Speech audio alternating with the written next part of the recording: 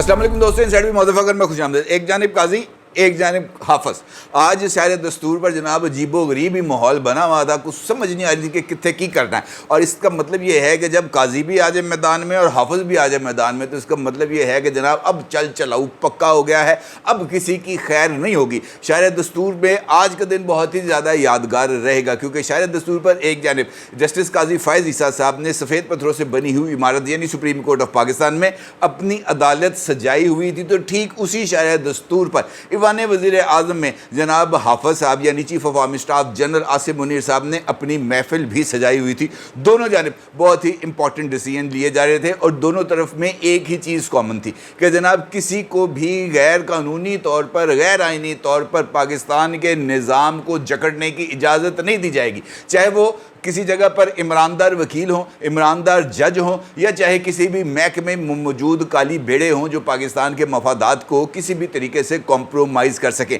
आज का दिन इन दोनों सूरत हाल के हवाले से बहुत ही ज़्यादा इंपॉर्टेंस का हामिल है। जस्टिस काजी फ़ायज़ ईसा साहब की ज़ेर सरबराही फुल बेंच ने आज फिर supreme court practice and procedures act के ऊपर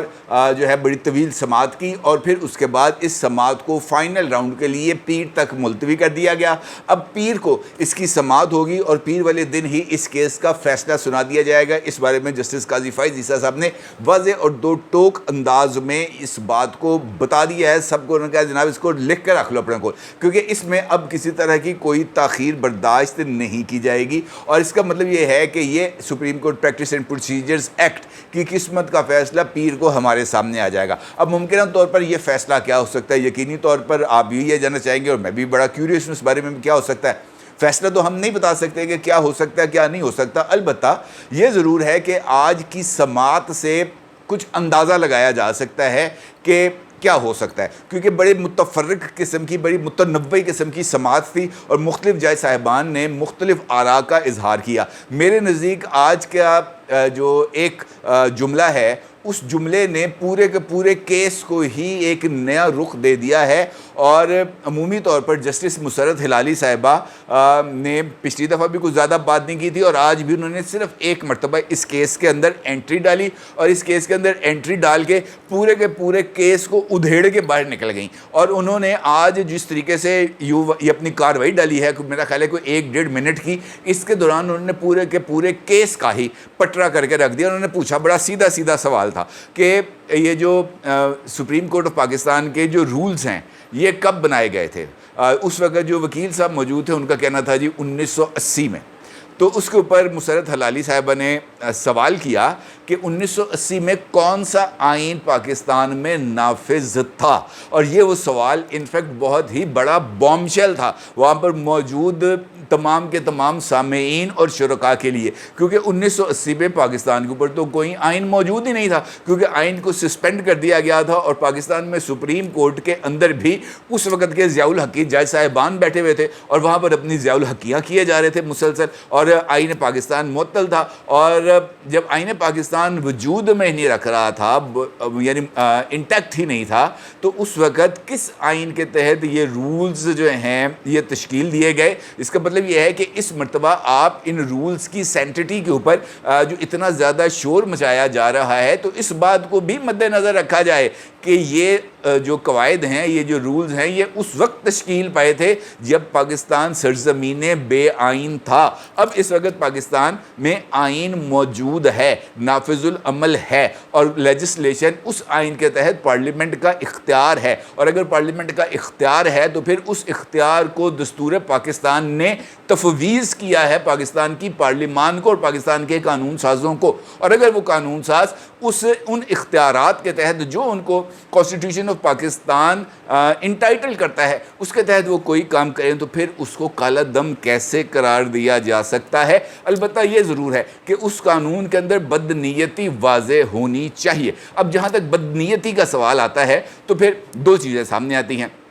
کہ جناب یہ جو چیف جسٹس ہیں ان کو ماسٹر آف روسٹر کے اختیار سے ہٹایا جا رہا ہے، اور دوسرا نقطہ اس کے اندر یہ واضح ہوتا ہے کہ آرٹیکل 184(3) کے تحت جو مقدمات سپریم کورٹ میں براہ راست سنے جاتے ہیں اس کے اوپر اپیل کا حق دیا جائے یا نہ دیا جائے، کیونکہ اس ایکٹ کے اندر ان کو اپیل کا حق بھی دیا گیا ہے۔ اب اس کا مطلب یہ ہے کہ ان دو چیزوں کے اوپر بات کرنا بہت ہی زیادہ ضروری ہے۔ اب جہاں تک ماسٹر آف روسٹر بطور چیف جسٹس آف پاکستان بات ہوتی ہے تو اس کے لیے قواعد بھی 1980 کو وضع کیے گئے تھے، اور اب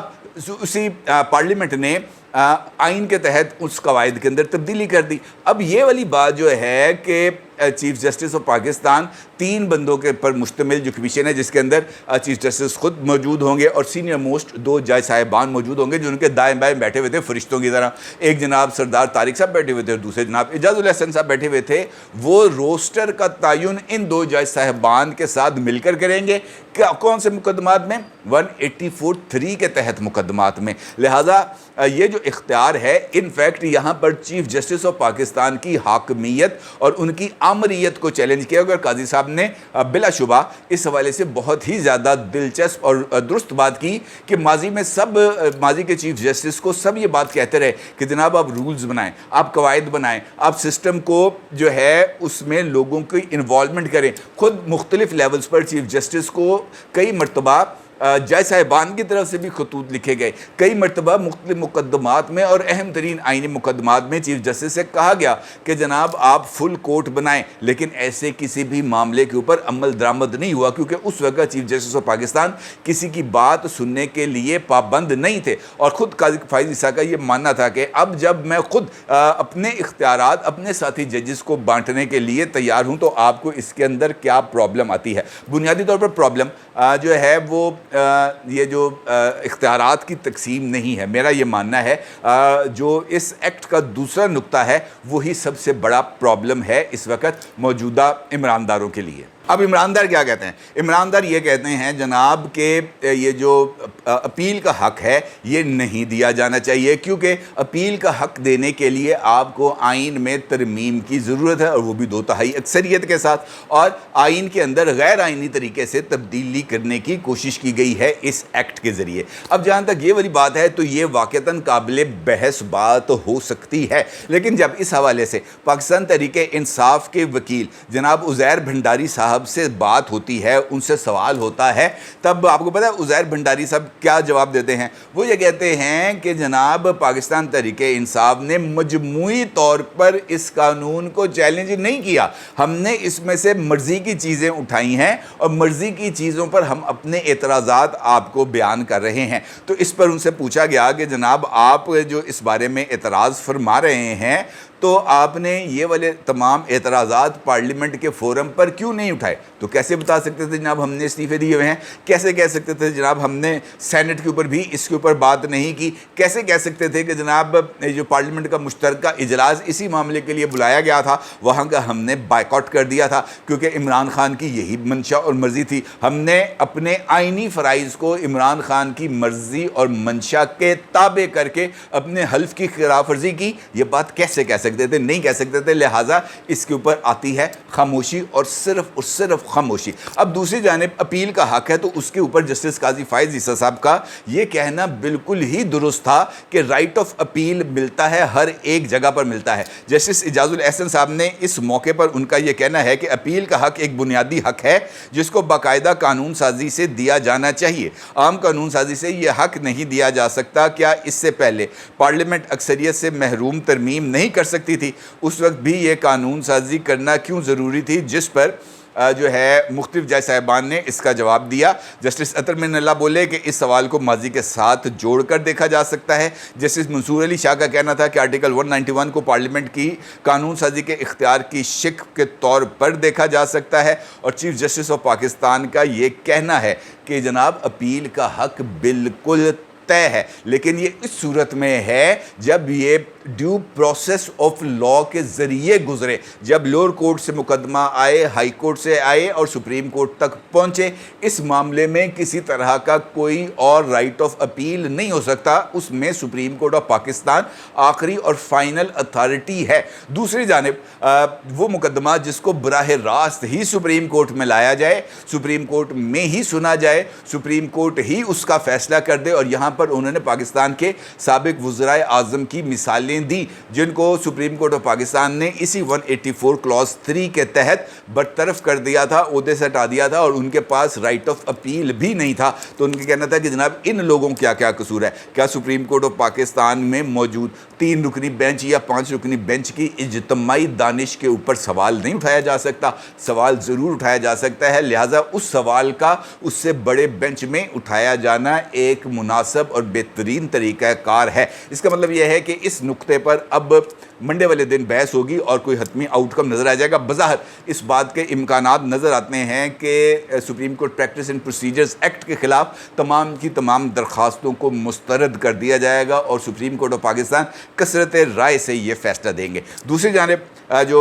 حافظ صاحب ہیں وہ بھی اپنا جاہ و جلال مسلسل دکھا رہے ہیں، اور آج ایپیکس کمیٹی کے اجلاس میں جو پرائم منسٹر ہاؤس میں ہوئی، وہاں پر غیر قانونی تارکین وطن کو دیس نکالا دے دیا گیا ہے، 30 دن کا ٹائم دیا گیا ہے، اور 30 دن کے اندر کہا گیا کہ چکو اپنا سامان تے نکلو۔ اور میرا خیال ہے کہ یہ پاکستان کے اندر سب سے امپورٹنٹ ڈیسیژن ہے جو آج ایپیکس کمیٹی کے اندر کیا گیا ہے۔ وہ تمام لوگ جو کسی لیگل ڈاکومنٹ کے بغیر پاکستان میں موجود ہیں، نہ صرف موجود ہیں بلکہ یہاں پر انہوں نے شادیاں کر لی ہیں، ان کے بچے پیدا ہو گئے ہیں، یہاں پر انہوں نے جائیدادیں خرید لی ہیں، یہاں پر انہوں نے کاروبار شروع کر دیے ہیں وداؤٹ اینی لیگل اتھارٹی، ان تمام لوگوں کو اب اپنے بیوی بچوں سمیت پاکستان سے جانا ہوگا، یہاں پر ان کو اپنی جائیدادوں کو بیچنا ہوگا، ادروائز ان کی جائیدادیں اور کاروبار کو کرک کر لیا جائے گا باحق سرکار، اور اس کے اندر 30 دن کی ڈیڈ لائن میں کسی طرح کی کوئی اور توسیع نہیں دی جائے گی، اور یہ فیصلہ یقینی طور پر پاکستان میں قیام امن کے لیے بہت ہی زیادہ ضروری ہے۔ اس اجلاس کے بعد جو ایپیکس کمیٹی کا اجلاس تھا،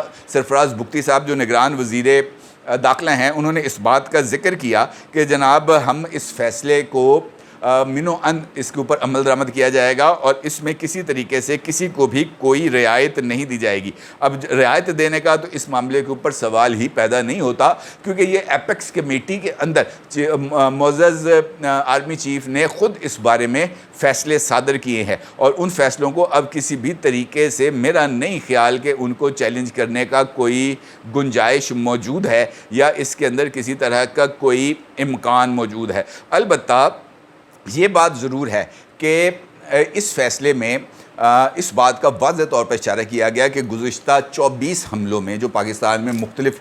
دہشت گردی کے واقعات ہوئے، اس میں سے 14 میں ہمارے پڑوسی ملک افغانستان سے مداخلت کی گئی تھی۔ اب یہ جو افغانستان والی مداخلت ہے، انفیکٹ پاکستان کی معیشت کے اوپر بھی سب سے بڑا بوجھ یہی ایک فیکٹر ہے۔ پاکستان میں قانونی طور پر 20 لاکھ مہاجرین رجسٹرڈ ہیں، اور ان مہاجرین کا پاکستان میں اس وقت کیا سٹیٹس ہے، پاکستان کے خود تمام اداروں کو بھی حقیقت میں اس معاملے کا علم ہے ہی نہیں۔ وہ لوگ پاکستان میں موجود ہیں یا پاکستان سے چلے گئے، اس کے پر بھی ان کو کوئی علم نہیں ہے۔ اور اس کے ساتھ ساتھ یہ تمام لوگ جس طریقے سے پاکستان کا ہر ایک جو بلیک مارکیٹ ہے اس کو جس طریقے سے چلایا جا رہا ہے مبینہ طور پر، وہ بھی بہت ہی زیادہ قابل اعتراض ہے۔ وہ کون سی ایسی سمگلڈ آئٹم نہیں ہے جو پاکستان میں آ رہی ہے، اسی نیکسس کے ذریعے آ رہی ہے، یہاں پر بک رہی ہے، اور گورنمنٹ کو اس کا 1 ٹکے کا کوئی جو ہے فائدہ نہیں ہے، اور اس کا بوجھ مجھے اور آپ کو یعنی لیجٹمیٹ شہریوں کو ادا کرنا پڑتا ہے مختلف ٹیکسز کی صورت میں۔ اس اجلاس سے جو آرمی چیف ہیں ان کا جو خطاب ہے وہ بہت ہی زبردست تھا، اور آج کی ایپیکس کمیٹی کا اجلاس ہر اعتبار سے تاریخی تھا۔ اجلاس میں تمام وفاقی اور صوبائی قانون نافذ کرنے والے اداروں کے سربراہان ایک چھت تلے موجود تھے، اور غالباً یہ پہلا موقع تھا کہ ملک کے تمام قانون نافذ کرنے والے چھوٹے اور بڑے ادارے اس میٹنگ کا حصہ تھے۔ اس اجلاس کے دوران بڑی کلیئرٹی کے ساتھ اور بڑے غیر مبہم انداز میں گفتگو کی گئی۔ آرمی چیف نے آخر میں بات چیت کی اور کہا، Pakistan has only one option and that is we have to rise and stand to these challenges we will go to any limit to establish the writ of the state, یعنی ان کا یہ کہنا ہے کہ ہم اب کسی بھی صورت اپنے ملک کو ترقی دینے کے اور اس کو پائیدار بنیادوں پر استوار کرنے کے عمل سے پیچھے نہیں ہٹیں گے اور ہر طرح کے چیلنج کا مقابلہ کریں گے، اور ریاست کی رٹ کو اسٹیبلش کرنے کے لیے ہر ایک حد تک جائیں گے۔ اور آخر میں آرمی چیف نے اقبال کا یہ شعر بھی پڑھا، نہ سمجھو گے تو مٹ جاؤ گے اے ہندوستان والو، تمہاری داستان بھی نہ ہوگی داستانوں میں۔ اور یہ